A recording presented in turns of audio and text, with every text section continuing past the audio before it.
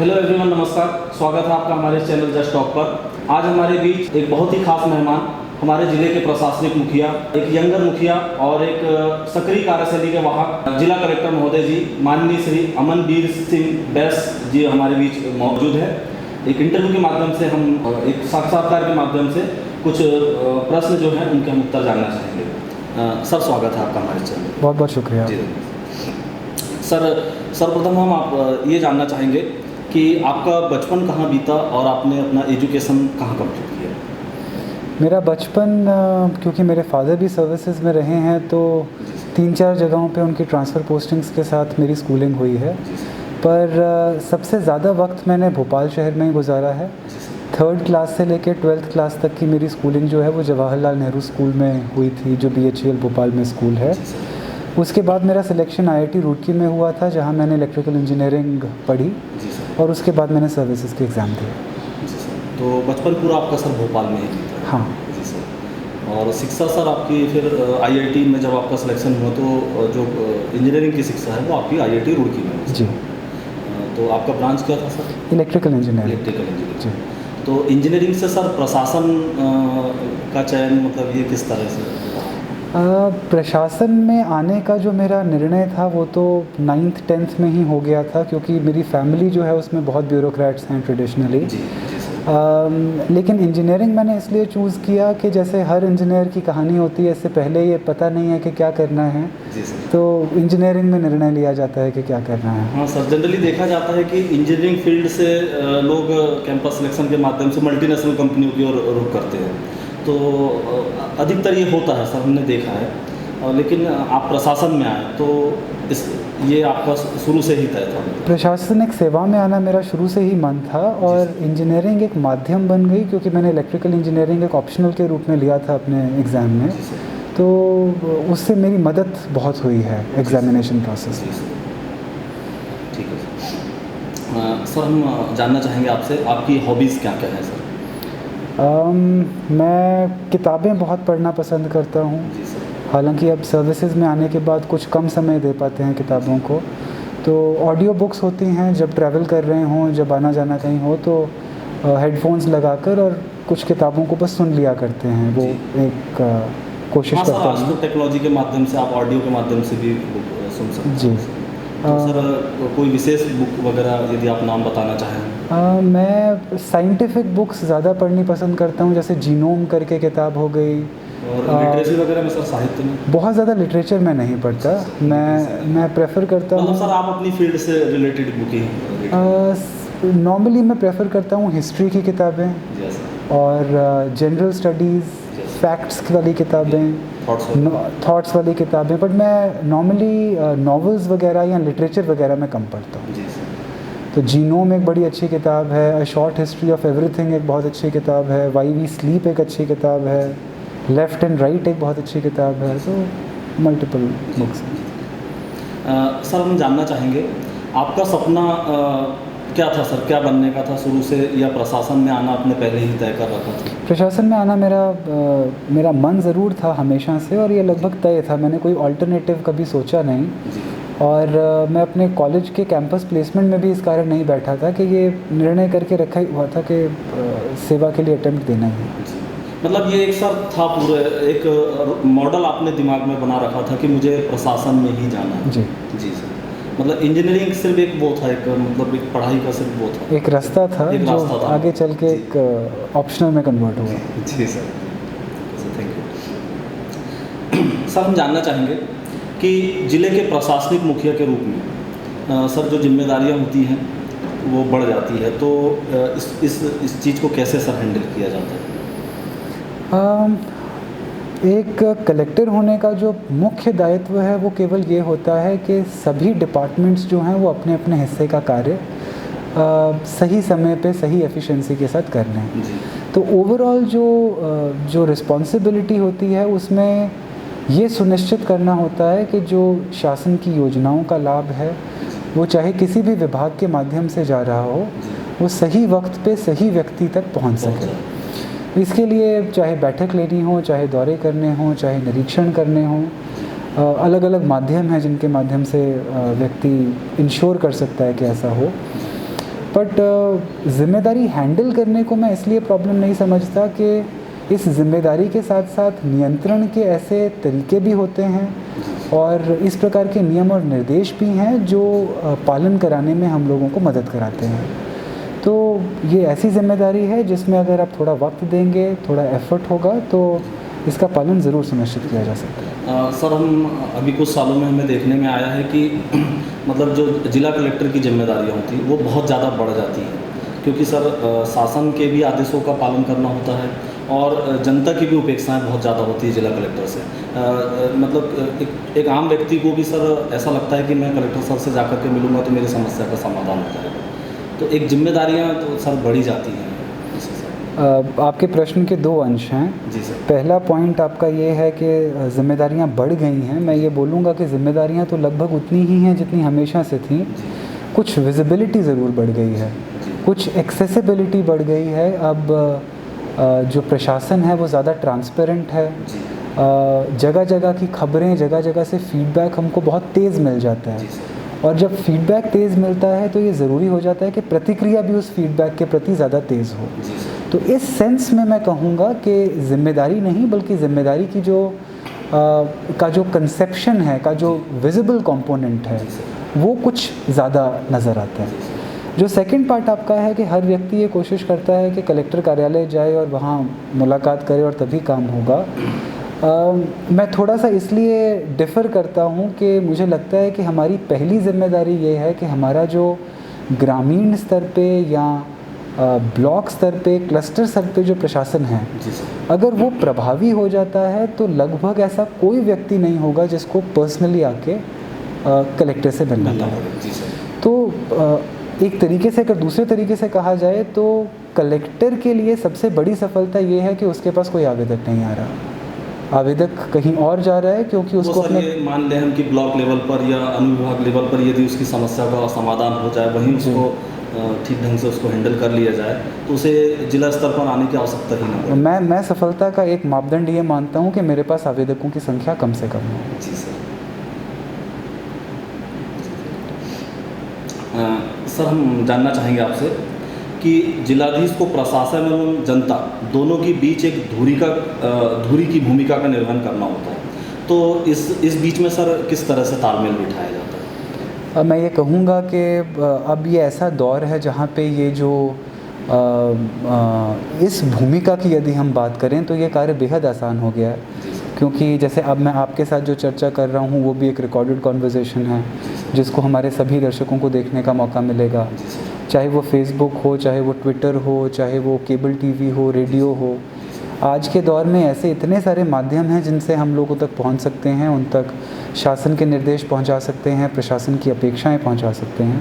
Covid के दौरान हम लोगों ने देखा कि कैसे एक दो दिन के अंदर जो अपडेशंस आ रहे थे वो हम लोगों तक पहुंचाने का प्रयास कर रहे थे। तो मेरा मानना है कि आज के दौर में इस भूमिका के संदर्भ में काम जो है वो बहुत सुलभ हो गया है।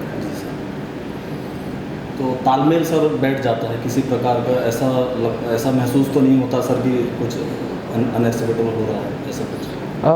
तालमेल जो है वो इस प्रकार का होता है कि उसको बैठाना पड़ता है, उसके लिए एफ़र्ट लगता है। ऐसा नहीं होता कि वो नैसर्गिक रूप से नेचुरली बैठ जाता है, और वो एक एफ़र्ट मांगता है, लेकिन वो एफ़र्ट बहुत पॉजिटिव रिजल्ट्स देता है। तो वो एक ऐसा एफ़र्ट है जो किया जाना चाहिए और उसके नतीजे निश्चित रूप से देखने को मिलते हैं।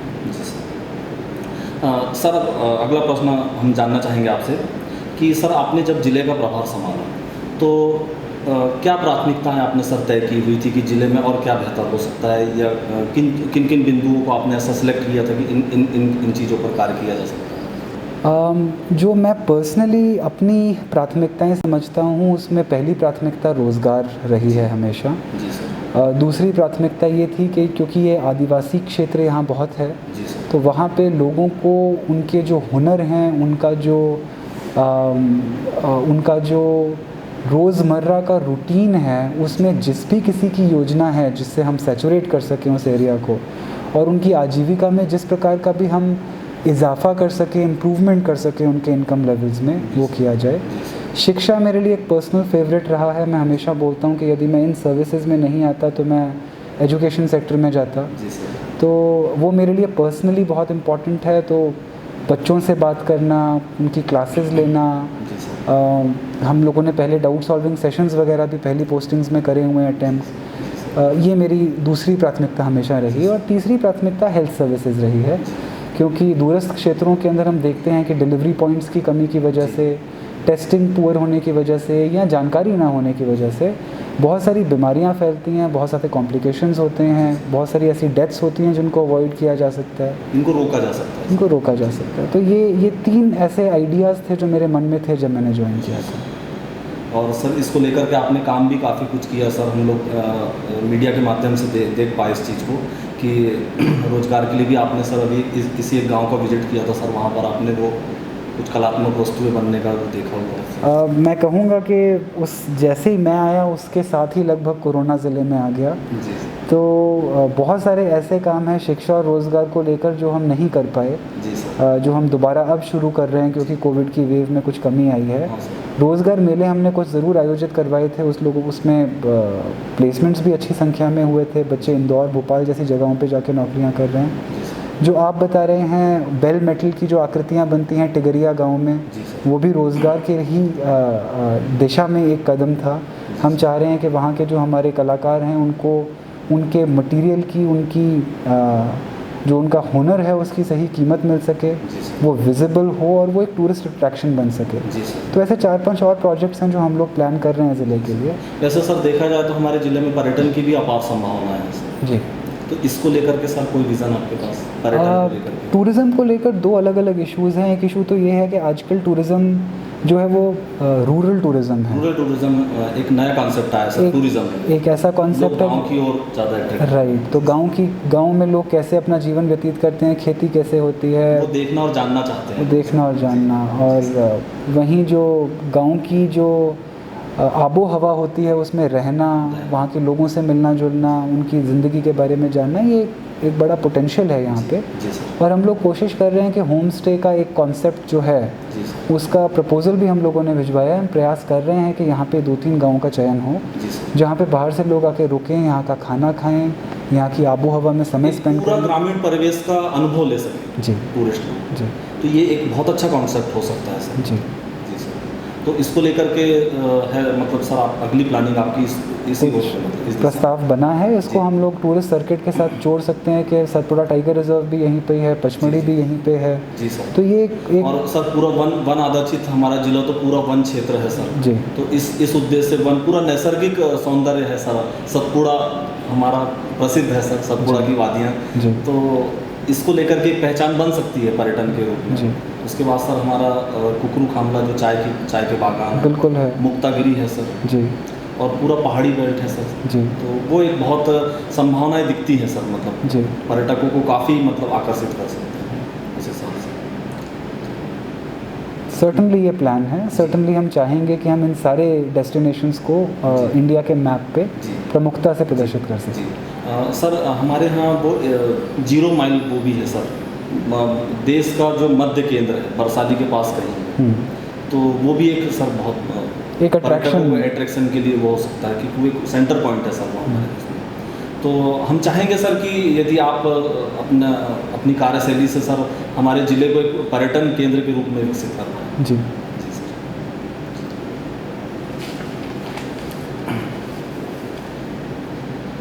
सर अगला प्रश्न मेरा आपसे ये है कि सर कोविड-19 महामारी जैसी चुनौती से निपटने के लिए किस तरह सर जिला प्रशासन आपके माध्यम से एक्शन प्लान बनाएगा? इस सिचुएशन को कैसे हैंडल किया गया सर? कोविड महामारी का जो सेकेंड वेव था उसमें हमारी अपेक्षा से कहीं गुना जो बीमारी है वो फैली है। जी सर। मेरा ख्याल आज की तारीख में बैतूल ज़िले में ऐसा कोई परिवार नहीं होगा जिस परिवार में कोई अनहोनी ना हुई हो, एक्सटेंडेड फैमिली में या अपने करीब रिलेटिव्स में, परिजनों में, दोस्तों में। और ये इनिशियल फेजेस में एक बहुत ही टफ़ एक्सरसाइज थी क्योंकि सडनली बेड्स की उपलब्धता कम हो गई, जी सर। सडनली ऑक्सीजन की उपलब्धता को लेकर प्रॉब्लम हुई, दवाइयों की उपलब्धता को लेकर प्रॉब्लम हुई। हम लोगों को एडवांस प्लानिंग का कुछ कम समय मिला सेकेंड वेव में। बट सेकेंड वेव से एक लाभ ये हुआ है कि बहुत सारा हेल्थ इंफ्रास्ट्रक्चर हमारा बन गया। जी सर। जो रेगुलेटरी एक्शंस थे उनके अलावा हम लोगों ने बेड कैपेसिटी 70 से बढ़ा के 1200 कर ली। जी सर। जो ऑक्सीजन की उपलब्धता थी वो हम लोगों ने इर्द गिर्द के जितने भी हमारे ऑक्सीजन प्लांट्स थे उन सबको चालू करवा लिया। जी सर। वहाँ से पूर्ति करवा ली। अब तो पिछले 2 दिनों में हमारा ज़िला चिकित्सालय का ऑक्सीजन प्लांट भी इंस्टॉल हो गया है, तो उसमें भी ऑक्सीजन की कमी अब नहीं होगी। दवाइयों के लिए हम लोगों ने बहुत सारे किट्स बनवा लिए, कॉन्सनट्रेटर्स बहुत बड़ी मात्रा में बुलवा के उनसे लाइफ सपोर्ट किया। डॉक्टर्स हमारे जो हैं और स्टाफ नर्सेज और जो हमारा बाकी स्टाफ है, बड़ी हिम्मत से वो जूझते रहे, ओवर वर्क उन्होंने किया, ओवर टाइम किया। तो ये एक कलेक्टिव प्रशासनिक एफर्ट था जिसकी मदद से मास्क की कार्रवाई, लॉकडाउन की कार्रवाई, हॉस्पिटल मैनेजमेंट का काम, दवाई के प्रबंधन का काम सब मिलकर किया गया। और मैं ये दावे के साथ बोल सकता हूँ कि प्रशासनिक तंत्र ने यथासंभव अपने संसाधनों के साथ और अपने इंफ्रास्ट्रक्चर में जितना बेस्ट पॉसिबल किया जा सकता था वो करने का पूरा प्रयास किया था। लोगों की भी हेल्प सर इस सिचुएशन में काफ़ी कुछ मिल पाई। ये मैं बिल्कुल बोलूँगा कि यहाँ पे जो हमारे सामाजिक संस्थान हैं, चाहे वो सेवा भारती हो या जन अभियान परिषद हो, चाहे वो व्यापारी संघ हो, सभी किस्म के लोगों ने आगे आकर योगदान दिया। चाहे वो स्वेच्छा से उन्होंने बोला हो कि हम अब आपने कह दिया तो दुकानें नहीं खोलेंगे या अपना व्यापार बंद कर देंगे, चाहे वो मतलब सब प्रशासन को पूरा सहयोग मिला, आम लोगों को बिल्कुल सहयोग मिला, सभी लोगों का सहयोग मिला, in cash, in kind, in cheque, मतलब जिसका जो लिमिटेशन थी, जो संसाधन थे, उसने वो मदद करी है। क्योंकि सर बिना लोगों के सहयोग के किसी भी मिशन को पूरा कर पाना असंभव है। और क्राइसिस मैनेजमेंट समिति जो है, चाहे वो ज़िला स्तर पे हो या खंड स्तर पे हो या ग्राम स्तर पे हो, सभी में प्राइवेट सिटीजन्स हैं। क्योंकि सर वो सिचुएशन ऐसी थी कि आपके लिए फैसले लेना इम्पोर्टेंट था और जनता को उस फैसले को मानने के लिए कोऑपरेट करना वो एक थोड़ा सा टफ सिचुएशन थी सर, उनको राजी करना इस काम के लिए जी। तो वो था, उनको आभास कराना कि आपदा कितनी कठिन है और सिचुएशन कितनी टफ है। तो वो चीज़ थोड़ा सा जब लोगों का सहयोग यदि मिल जाए सर तो थोड़ा सा आसान होता है प्रशासन के लिए। बिल्कुल ठीक है, बिल्कुल ठीक है। तो सहयोग सकारात्मक रहा सर, बिल्कुल सकारात्मक रहा जी। सर अब हम जानना चाहेंगे कि हमारा ज़िला जो है सर महाराष्ट्र की सीमा से लगा हुआ है और सर ऐसा देखने में आ रहा था कि महाराष्ट्र में सबसे ज़्यादा मामले वो हो रहे थे और महाराष्ट्र से हम बहुत करीब हैं सर, विदिन पर डे लोगों का आना जाना महाराष्ट्र को होता है। तो इस सिचुएशन को कैसे हैंडल किया? बैतूल मेरा ख्याल पहले ज़िलों में से था जिन्होंने बॉर्डर के ऊपर चेक्स लगाए थे जी सर, और लोगों की आवाजाही को बंद करने के लिए पहल करी थी जी सर। ये उस समय की बात है जब मुझे ज्वाइन किए हुए लगभग 10 दिन हुए थे। हमको जब इस बात का आभास हुआ कि केसेस बढ़ रहे हैं जी सर, तो मेरा ख्याल पहले 10 से 15 दिन के अंदर हम लोगों ने बॉर्डर चेक्स जो हैं वो इंस्टॉल कर दिए थे। वहाँ पे टेस्टिंग भी शुरू करवा दी थी, स्क्रीनिंग भी शुरू करवा दी थी। आज तक वो चल रही है। अब अनलॉक के बाद भी वहाँ पे नाके ख़त्म नहीं हुए हैं, अभी भी वहाँ पे टेस्टिंग लगातार चल रही है। ये बात अलग है, आवागमन को पूर्णतः बंद किया गया या फिर चेकिंग के माध्यम से आने जाने की? ये अलग अलग समय पे अलग अलग निर्णय थे। सबसे पहले जब लॉकडाउन नहीं हुआ था उस समय केवल ये निर्णय था कि थर्मल स्क्रीनिंग की जाएगी और यदि किसी को बुखार पाया जाता है तो उसको एडमिट कर लिया जाएगा। ड्यू कोर्स में ये निर्णय लिया गया कि हम टेस्टिंग भी करेंगे, केवल स्क्रीनिंग नहीं करेंगे। तो वहाँ पे हर रोज़ 10, 12, 20 टेस्ट होने शुरू हो गए। फिर ये डिसीजन लिया गया कि वहाँ से आने वाले व्यक्ति को RT-PCR नेगेटिव की रिपोर्ट लेकर आनी पड़ेगी। अगर RT-PCR नेगेटिव की रिपोर्ट नहीं है जिले की सीमा में हाँ तो नहीं आने दिया जाएगा। क्योंकि सर अक्सर हमारे यहाँ से सर नागपुर को मतलब ट्रीटमेंट के लिए, हॉस्पिटलाइजेशन के लिए बहुत ज़्यादा नागपुर जाना आना लोगों का लगा रहता है। तो ये सिचुएशन सर थोड़ी टफ थी कि लोगों को कैसे हम आवाजाही कैसे रोकी जाए, ये पूरे प्रयास किए। हालांकि बहुत सारे कच्चे छोटे रास्ते थे जो चालू रहे, छोटे रास्तों से लोगों का आना जाना, तो जहाँ जहाँ खबर मिलती थी वहाँ वहाँ कार्रवाई करते थे। बट ओवरऑल अच्छी बात यह है कि अब आने वाले दिनों में कुछ महाराष्ट्र में भी नंबर ऑफ़ केसेस में कमी आई है, तो हमें ये उम्मीद है कि बॉर्डर वाला जो इशू है वो भी अब मैनेजेबल हो जाएगा। सर अब हम जानना चाहेंगे कि हमारा ज़िला आदिवासी बाहुल्य क्षेत्र है सर, अधिकतम लोग आदिवासी जो समाज है वो हमारे ज़िले में निवास करता है। तो यदि हम यहाँ देखें सर लोकेलिटी के हिसाब से, तो यदि हम उद्योग और रोज़गार की बात करें तो इस दिशा में सर आपको क्या संभावनाएं नज़र आती हैं? रोज़गार जैसा मैंने आपको बोला था कि पहले भी मैं उसको प्राथमिकता से ही लेके चल रहा हूँ। यहाँ पे इंडस्ट्रियल यूनिट्स हैं जिनकी अलॉटमेंट काफ़ी लंबे समय से पेंडिंग है। कुछ इंडस्ट्रियल यूनिट्स लगाने के लिए सब्सिडी की भी योजनाएं हैं यहाँ पे जिनका लाभ दिया जा सकता है। नाबार्ड की बहुत सारी स्कीम्स हैं जिनसे FPOs पहले भी बने हैं, कुछ नए टारगेट्स भी मिल रहे हैं। उनसे हम बहुत सारे किसानों को, बहुत सारे स्व सहायता समूहों को जोड़ सकते हैं। इस बार भी मुझे खुशी है ये बताते हुए कि उपार्जन के अंदर स्व सहायता समूहों और FPOs का योगदान रहा। खरीदी का कार्य उन्होंने किया और बड़ी सफलता से किया। जी सर। इसके साथ साथ हम ये प्रयास कर रहे हैं कि जो ऑर्गेनिक उत्पाद हमारे पूरे ज़िले भर में बनता है, वही सर मैं आपसे कहना भी चाह रहा था कि नेचुरल रिसोर्स जो है, जी जो जड़ी बूटी वगैरह, ये हमारे ज़िले में बहुतायत में पाए जाते हैं सर। जी, तो ये भी हमारे लिए एक बहुत बड़ा रेवेन्यू का माध्यम है। ये भी हम लोग कोशिश कर रहे हैं कि यहाँ पे एक ऐसा सेंटर बन जाए जिस सेंटर पे इस प्रकार के सभी उत्पादों का हम डिस्प्ले करें जी सर। और एक कॉमन पॉइंट पे उसको सेल करने के लिए हम लोग फ्लेक्सिबिलिटी रखें। जी सर। तो वो प्रोजेक्ट भी अभी चल रहा है। जी सर। क्योंकि सर ऐसा देखने में आया कि हमारे इंडस्ट्री के मामले में हमारा ज़िला बहुत पिछड़ा हुआ है सर। तो यदि हम जब तक इंडस्ट्रियलाइजेशन को बढ़ावा नहीं देंगे तो रोज़गार जनरेट कैसे होगा? निश्चित रूप से यहाँ पे फूड प्रोसेसिंग की बहुत पोटेंशियल है। पोटेंशियल है सर, क्योंकि तो हमारे जो ज़िले मैंने में नाबार्ड के जो FPOs की बात करी थी वो फूड प्रोसेसिंग यूनिट्स के लिए ही हैं। यहाँ गुड़ होता है, जी हाँ यहाँ सर, पे गुड़- मक्का गुड़ सर होता हमारे है। ज़िले का बहुत फेमस है, बहुत दूर दूर तक जाता है। जी, गुड़ हो गया, मक्का हो गया, जी सर। सोयाबीन हो गया, ये सब ऐसे उत्पाद हैं जिनको प्रोसेस किया जा सकता है और बड़ी अच्छी कीमत मिल सकती है। जी सर। अचार वगैरह की यूनिट भी सर लग सकती जी। है, आम बहुतायत में पाया जाता है। मसाला यहाँ होता है। जी सर। जी। हाँ, सर हम जानना चाहेंगे आपसे कि कोविड सिचुएशन में प्रशासन ने अपने स्तर से जो हर संभव प्रयास होना चाहिए था वो प्रशासन ने अपने स्तर से किए, वो फैसले जो लेना चाहिए था वो आपके द्वारा लिए गए। लोगों का जनता का सहयोग किस तरह रहा? इन फैसलों को स्वीकार करने में जनता का सहयोग आपके साथ किस तरह रहा? बड़ा पॉजिटिव सपोर्ट मिला हम लोगों को, सभी लोगों का। जी सर। बहुत बार ऐसी परिस्थिति होती थी कि लोग आके बोलते थे कि बहुत बुरी परिस्थितियां हैं और बड़ा मुश्किल हो रहा है इन फैसलों का पालन करना। जी सर। बावजूद इसके वो इस बात के लिए राज़ी थे कि क्योंकि बहुत ज़्यादा प्रकोप था, बहुत ज़्यादा बुरी परिस्थिति थी, लोगों ने तो बहुत सपोर्ट किया, इसमें कोई डाउट नहीं। क्योंकि सर ऐसा देखने में आ रहा था कि जो छोटे मोटे व्यवसायी हैं वो काफ़ी आर्थिक रूप से परेशान थे। जी। यदि हम टेंट वालों की बात करें, अनदर वे में और बहुत सारे जो डेली बेसिस पे जो अपना बिजनेस करते हैं, जी। तो उन लोगों की आर्थिक स्थिति सर पिछले साल भी कोविड के चलते वो लोग काफ़ी प्रभावित हुए थे और इस बार भी सिचुएशन वो थी।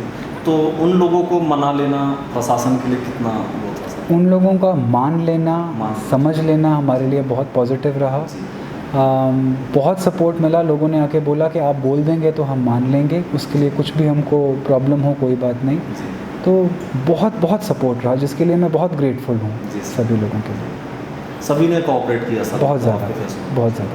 जी सर। सर अब हम जानना चाहेंगे आपसे कि वर्तमान समय में लोक प्रशासन की जवाबदेही की यदि हम बात करें तो वर्तमान परिदृश्य को यदि हम देखते हैं तो ये सामान्य की उम्मीद पर कितना खरा उतर पाता है लोक प्रशासन? मैं ये बोलूँगा कि समय के साथ व्यवस्थाओं में बहुत परिवर्तन हुआ है। एक समय था जब प्रशासनिक सर्कल्स के अंदर जानकारियाँ लेना, अपडेट होना, अपने आवेदन का डिस्पोजल कराना बड़ा कठिन हुआ करता था। इवन सर यहाँ तक भी मैंने देखा है कि लोग कलेक्टर ऑफिस तक आने में भी भय और डर संकोच रखते थे। साधन की भी कमी थी, इंफ्रास्ट्रक्चर की भी कमी थी, पैसे की भी कमी थी और एक्सेसिबिलिटी भी नहीं थी। अब मुझे लगता है कि IT युग में और हम लोगों के प्रयास से, जब मैं हम लोग बोल रहा हूँ तो मध्य प्रदेश शासन के प्रयास से ये बहुत सारी ऐसी पहल करी हैं जैसे डिजिटाइजेशन हो गया। आप एग्जाम्पल ले लें लोक सेवा केंद्रों का, कियोस्क्स का, तो लोगों को आवेदन करना, लोगों को ट्रांजैक्शंस करना, इन सब चीज़ों के लिए बहुत ज़्यादा ट्रैवल नहीं करना पड़ता। मतलब सर प्रशासनिक डिलीवरी जो है वो बहुत बेहतर हुई है। वो पहले से बहुत बेहतर हुई है। ये एक एवर इवॉल्विंग प्रोसेस है, ये प्रोसेस कभी परफेक्ट नहीं हो सकता। इसमें अभी भी त्रुटियां होती हैं, इसमें अभी भी गड़बड़ें होती हैं, इसमें अभी भी शिकायतें मिलती हैं, अभी भी लोगों के साथ नाइंसाफ़ी होती है। ये बिल्कुल नहीं बोला जा सकता कि ये 100% इफेक्टिव है, बट ये बिल्कुल बोला जाना चाहिए कि पिछले 10-15 सालों के अंदर जैसे जैसे करके टेक्नोलॉजी बढ़ी है, जैसे जैसे करके प्रशासनिक शासन की पहल इस डायरेक्शन में हुई है, हम लोग बहुत हद तक जो सर्विस डिलीवरी है उसको डोर स्टेप तक ले जाने में सक्सेसफुल हुए हैं। तो आपका ओरिजिनल प्रश्न है कि हम जनता की नज़रों में प्रशासन जो है वो सक्सेसफुल हुआ है कि नहीं, तो मैं ये बोलूँगा कि पहले की अपेक्षा हमारा परफॉर्मेंस निश्चित रूप से बहुत बेहतर हुआ है, बट बेहतर परफॉर्मेंस के साथ अपेक्षाएं भी बढ़ती हैं। तो मेरी ये उम्मीद है कि बढ़ती अपेक्षाओं पे हम खड़ा उतरेंगे इन ड्यू कोर्स। यानी सर देखा ये जाता है कि लोग राजनीतिक व्यवस्था से ज़्यादा प्रशासन से सर उम्मीद रखते हैं, क्योंकि चूँकि लोगों के जो काम होते हैं छोटे मोटे वो प्रशासनिक व्यवस्था से जुड़े हुए होते हैं, तो इसलिए लोग प्रशासन से ज़्यादा लोगों की उम्मीद बंधी हुई होती है। राजनीतिक जो इंटरवेंशन है उसकी अपनी एक संवैधानिक वैलिडिटी है। जी सर। हमारे जो माननीय जनप्रतिनिधि हैं उनका अपना बहुत महत्वपूर्ण रोल है। जी सर। जो प्रशासन है वो एग्जीक्यूटिव के रूप में उसका अपना एक डिफरेंट रोल है, और दोनों ही अंगों को आपस में तालमेल बनाकर चलना चाहिए। तालमेल बना के यदि चलते हैं तो बहुत ही वो फोर्स मल्टीप्लायर हम जिसको बोलते हैं, 1 और 1 11, उस प्रकार से हम लोग जनता का के लिए बेनिफिशियल कुछ कर सकते हैं। क्योंकि जनता को सर कुछ भी यदि मान लो उसका कोई भी छोटा मोटा काम होता है तो वो प्रशासन के माध्यम से ही होना होता है, तो वो प्रशासन के पास ही सर उम्मीद लगा करके बिल्कुल सही। और प्रशासन की ये जिम्मेदारी है कि वो अपना सर्विस डिलीवरी इतना सुदृढ़ करे कि आदमी को इतना ट्रैवल ना करना पड़े और बार बार आवेदन लगाने की नौबत ना आना पड़े सर। क्योंकि हम अक्सर देखते हैं सर छोटे छोटे से कागजों के लिए, छोटे छोटे से चीज़ों के लिए लोगों को महीनों चक्कर काटने होते हैं सर सरकारी कार्यालयों के। जी। तो ये व्यवस्था में सर आप कितना परिवर्तन मानते हैं?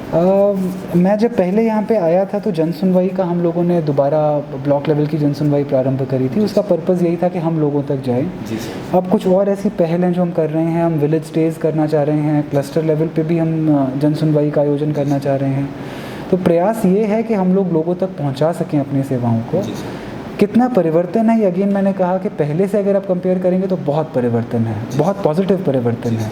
बट ये एक ever improving, ever evolving process है। सुधार की गुंजाइश तो हमेशा रहेगी, हमेशा रहेगी। जैसे जैसे फिर सर आगे इम्प्लीमेशन होते जाता है वो सारी चीज़ें, अनुभव भी फिर प्राप्त होते जाता है प्रशासन को जी कि और क्या बेहतर हो सकता है, इसमें और क्या बेहतर हो सकता है। जी जी सर।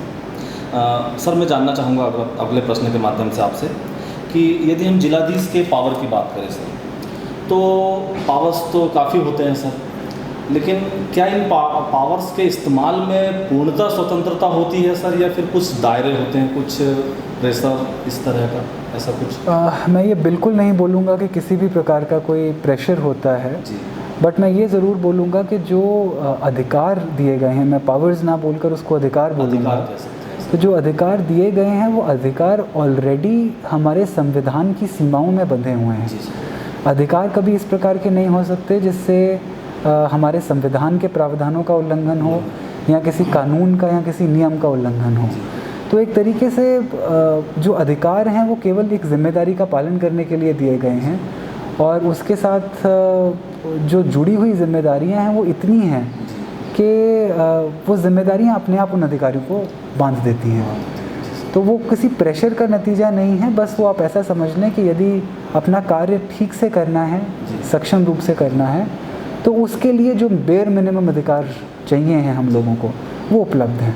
तो उन जिम्मेदारियों को के बेहतर निर्वहन के लिए सर पूर्णतः स्वतंत्रता होती है, या फिर किसी प्रकार, मतलब वही मैं कहना चाहूँगा सर कि कुछ कोई बाउंडेशन तो ऐसा कुछ नहीं? कोई बाउंडेशन समय का हो सकता है कुछ हद तक, कि हमारी कुछ ऐसी प्राथमिकताएं हैं जिनकी हम पूर्ति करने का प्रयास कर रहे हैं, पर इतने सारे कार्य हैं करने वाले कि समय कम पड़ जाए, समय का अभाव मान सकते हैं। तो समय एक बाउंडेशन है। सारे अधिकारों का हर समय बराबर इस्तेमाल नहीं कर पाते, ये बात सही है, बट वो फिर हम सभी इंसान हैं, कुछ लिमिटेशंस होती हैं।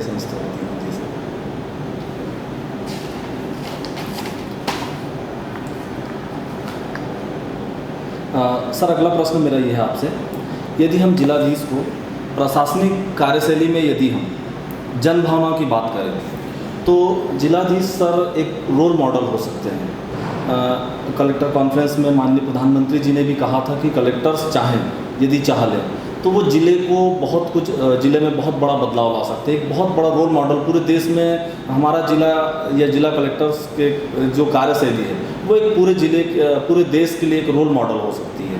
यानी दूसरे ज़िले या दूसरे ज़िले के जो कलेक्टर्स हैं वो ज़िला कलेक्टर्स की कार्यशैली को अपना सकते हैं, उसको अंगीकृत कर सकते हैं। तो वो एक रोल मॉडल कैसे बना जा सकता है? रोल मॉडल बना जा सकता है कि नहीं, वो एक अलग आर्ग्यूमेंट है।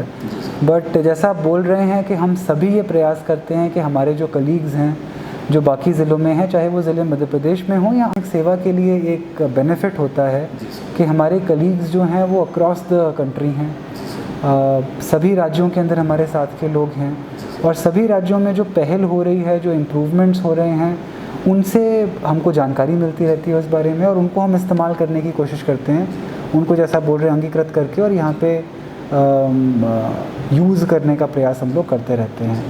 तो ये हमारा लगातार अटेम्प्ट है कि जो अच्छे ख्याल हैं, जो अच्छे इंटरवेंशंस हैं, जो इम्प्रूवमेंट्स हैं, वो हम लोगों तक पहुँचाएँ। सर, यदि हम नवाचार की बात करें, न्यू थॉट्स की बात करें, कुछ ऐसा जो ज़िले में बेहतर किया जा सकता, तो वो अन्य ज़िलों के लिए रोल मॉडल हो सकता है। जी, कुछ ऐसा नवाचार जो आप लागू कर दें या उसे इस्तेमाल करें, जो दूसरे भी ज़िले जो हैं, ज़िला कलेक्टर्स हैं, आप राज्य की बात कर लें सर, या अदर पूरे देश की बात कर लें, तो वो लोग उसे अपना सकते हैं कि उस ज़िले के कलेक्टर द्वारा ये कार्य किया गया और ये बहुत अच्छे उसके रिजल्ट आए, तो वो उसको फिर प्रयोग अपने यहाँ कर सकते हैं। जी सर, वो किस तरह से?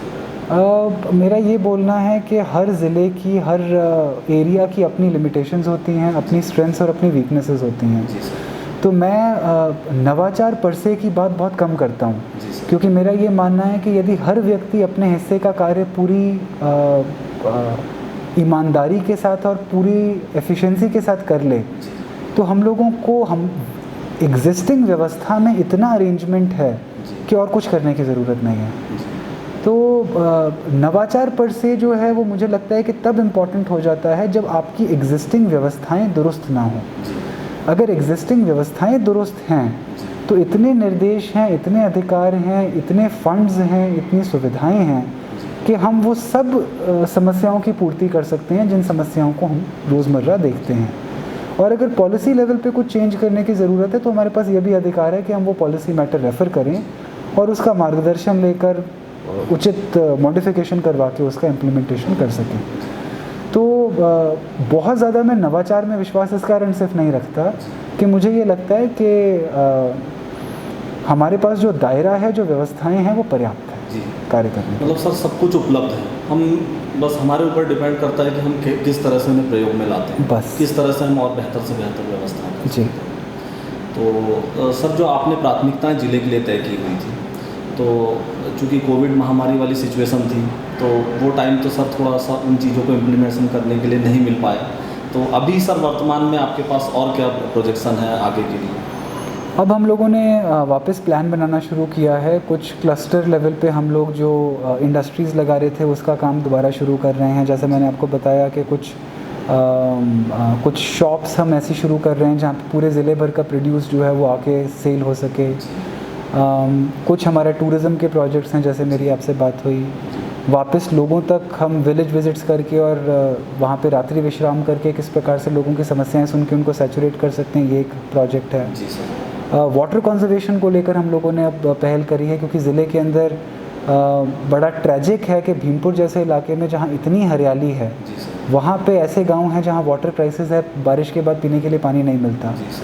तो हम ज़मीन को ज़्यादा उपजाऊ कैसे कर सकते हैं, किसान की आमदनी कैसे बढ़ा सकते हैं, पेयजल के लिए और इरिगेशन के लिए ज़्यादा से ज़्यादा जल की व्यवस्था कैसे कर सकते हैं, इन चीज़ों के ऊपर भी हम लोग अब फोकस करना शुरू कर रहे हैं।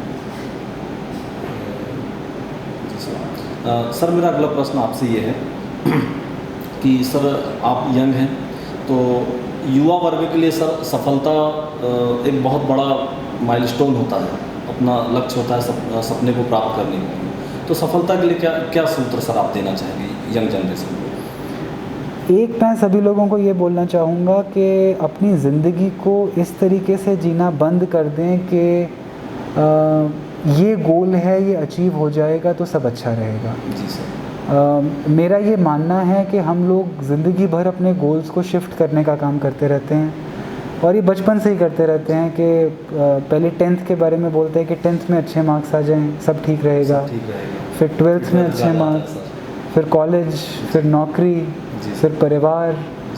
तो ऐसे लोग हैं जो रिटायरमेंट तक आ जाते हैं, फिर बोलते हैं कि बच्चों की शादी वगैरह करवा के उनको सेटल कर लेंगे तब ठीक रहेगा।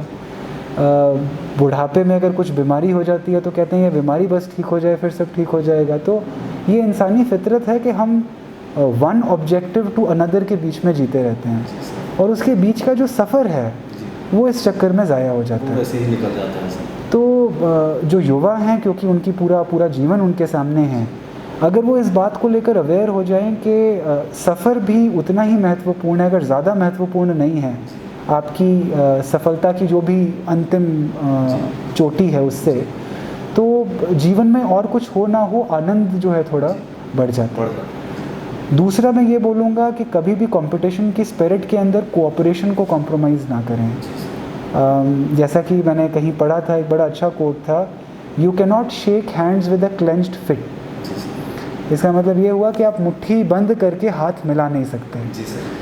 तो हम लोगों की टेंडेंसी है कि हम चुनाव आपको करना होगा, हम अपने दायरे में बंध जाते हैं। हम सोच लेते हैं कि ये हमारा दायरा है, उस दायरे में अपने आप को बींच के रख लेते हैं। जब तक आप ये अपॉर्चुनिटी नहीं देंगे अपने आप को कि आप अपने दायरे को खोलें, ज़्यादा से ज़्यादा लोगों से मिलें और कंपटीशन की स्पिरिट को छोड़कर कोऑपरेशन के बारे में सोचें, तब तक आप अपना बेस्ट सेल्फ नहीं बन सकते। मतलब सर हम ये कह सकते हैं कि लोग सफलता यानी मंजिल के चक्कर में सर सफ़र के आनंद को भूल जाते हैं। जी, वो एक मेन वो युवाओं के लिए स्पेशली, बिकॉज युवाओं के अंदर ये टेंडेंसी होती है कि एम्बिशन बहुत है, सेंस ऑफ कंपटीशन बहुत है, और क्योंकि हमारे देश के अंदर अपॉर्चुनिटीज़ के मुकाबले जो पॉपुलेशन है, जो कंपटीशन है, वो बहुत ज़्यादा है। तो हमारी परवरिश ही बाय नेचुरली, नैसर्गिक रूप से ऐसी होती है कि there is no win win, there is win lose. मैं जीतूँगा तो कोई हारेगा, कोई हारेगा तो ही मैं जीतूँगा।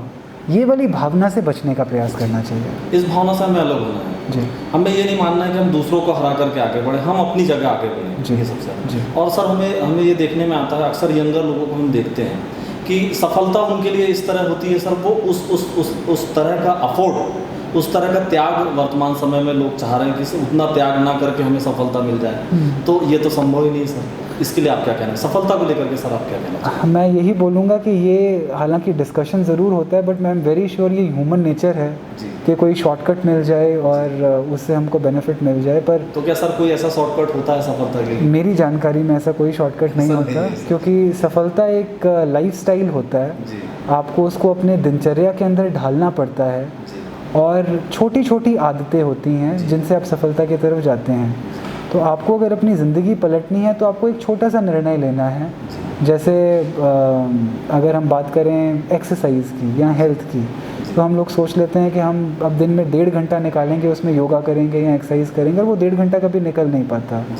तो निर्णय केवल इतना ही होना चाहिए कि मैं सुबह 6 बजे उठूँगा, बस अपने आप वक्त बन जाएगा एक्सरसाइज का धीरे धीरे करके। तो कुछ ऐसी आदतें होती हैं जो आदतें मल्टीप्लायर इफेक्ट रखती हैं। अगर आप समय पे उठ जाएंगे तो नेचुरली काम करने का समय मिलेगा, सोचने का समय मिलेगा दिन। और अक्सर हम ऐसा सुनते हैं युवाओं से कि समय कम है, हमारा समय नहीं होता, हमारे पास वक्त नहीं है इस चीज़ के लिए।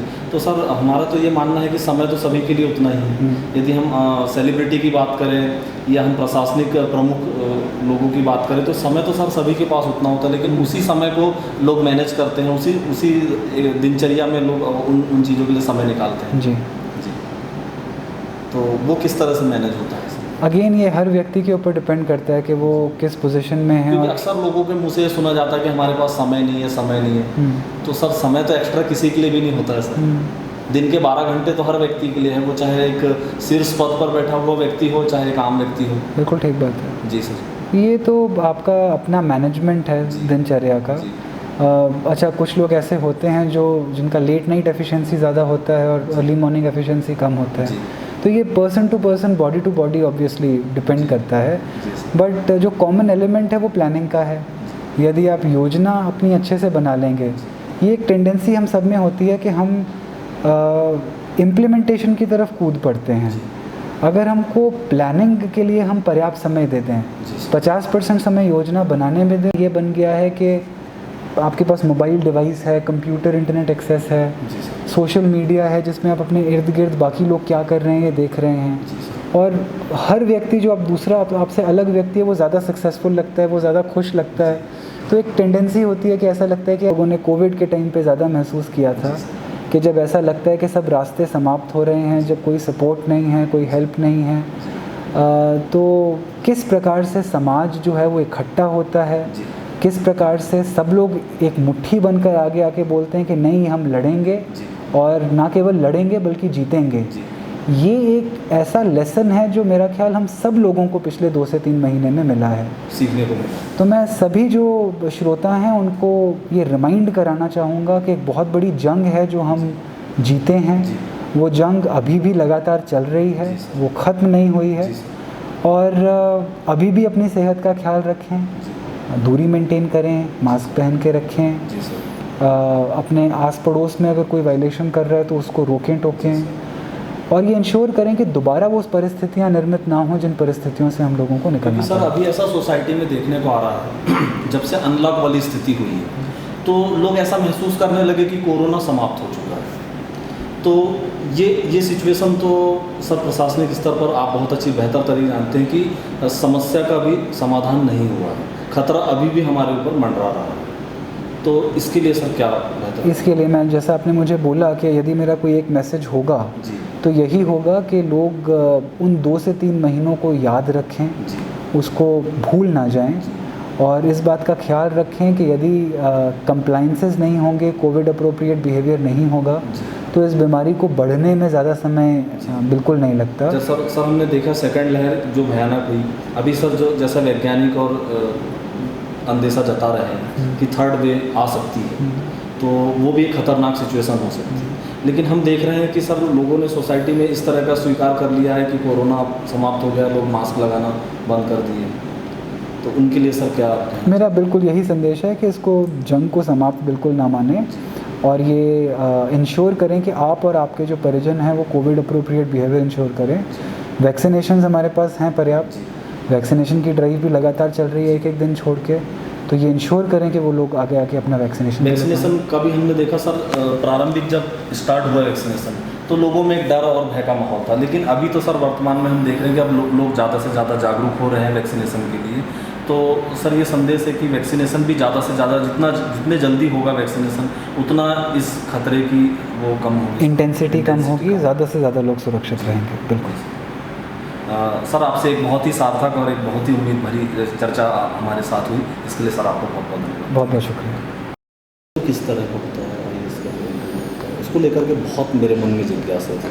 सब लोगों के अलग अलग एक्सपीरियंसेस होते हैं। मैंने इंटरव्यू 3 बार दिया यूपीएससी में। जी सर। एक बार इंजीनियरिंग सर्विसेज का इम्तिहान के लिए गया था तब दिया था, और 2 बार आईएएस के लिए दिया था इंटरव्यू। तो सर ये एक सामान्य परीक्षण होता है या फिर कुछ ऐसा डिफ़िकल्ट, मतलब कुछ ऐसा? हर बंदे का अलग एक्सपीरियंस होता है। जैसे मेरा अपना एक्सपीरियंस तो ये था कि सामान्य सवाल नहीं पूछते, वो आपसे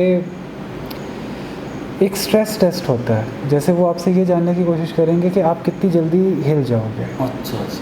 तो मतलब आपके आत्मबल को टटोलना, आत्मबल आप समझ लो, बिकॉज होता क्या है कि आप आए अंदर, जी। तो आपको अगर आप बिना पूछे बैठ गए जी। तो पहला सवाल ये होगा आपको बैठने के लिए किसने बोला। तो आदमी थोड़ा सा अपने कंफर्ट लेवल से हिल जाता है कि यार ये मुझसे पहले ही गलती हो गई। फिर आपको समझ नहीं आएगा उठूँ, माफ़ी मांगूँ, बैठा रहूँ, क्या करूँ। तो ये पहला पॉइंट हो गया। फिर वो आपसे ऐसे सवाल पूछेंगे कि नर्मदा की गहराई कितनी है, दुनिया के सबसे ऊंचे पेड़ की हाइट कितनी है,